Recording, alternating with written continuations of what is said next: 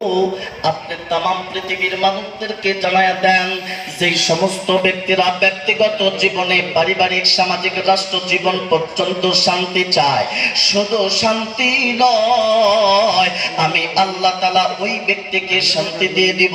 পাশাপাশি ওই আল্লাহর বান্দা যদি কবরের ভিতরে জান্নাত চায়, আমি আল্লাহ তাআলা তার কপালের ভিতরে জান্নাত লেখা দেব।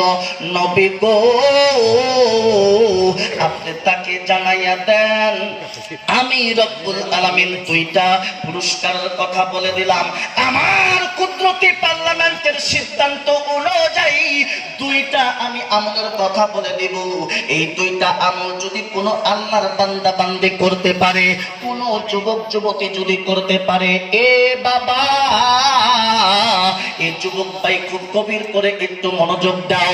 এখনো যারা রাস্তার উপরে ঘোরাঘুরি করছো আর ঘোরাঘুরি করো না রে বাবা, বাবা আমার বন্ধুগণ, তুমি গুনাহ করতে করতে পাহাড় সমতুল্য গুনাহ করে ফেলেছো।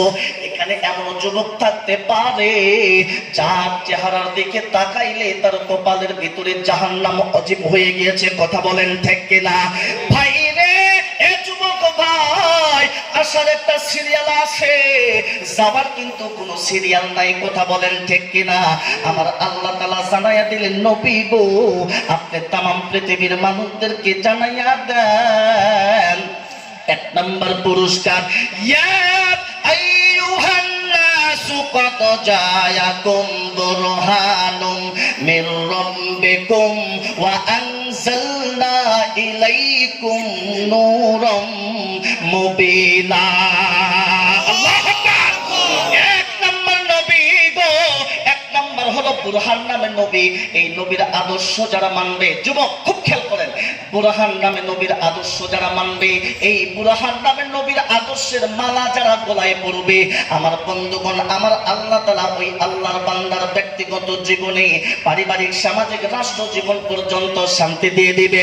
শুধু শান্তি দিয়ে ক্ষান্ত হবে না, ওই আল্লাহর বান্দা মৃত্যুবরণ করার সাথে সাথে আমার আল্লাহ তাআলা তার কপালের ভিতরে জান্নাত লিখে দিবে। জোরে বলি না সুবহানাল্লাহ।